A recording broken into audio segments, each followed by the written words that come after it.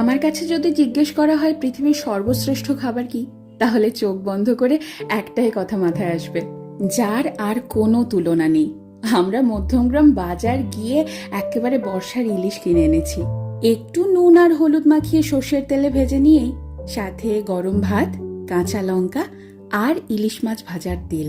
সত্যি কথা বলো, বাঙালির কি আর কিছু লাগে? এই দিয়ে তো পুরো প্লেট খালি। আমার মা যেহেতু স্কুল শিক্ষিকা, তাই অনেক সময় এমন হয়েছে ঘটা করে রান্না করার সময়ই পাইনি। আর সে সময় যদি বাড়িতে ইলিশ মাছ থাকতো, তাহলে এই ইলিশ মাছ ভাজা দিয়ে কত তৃপ্তি করে খেয়ে উঠেছি সবাই।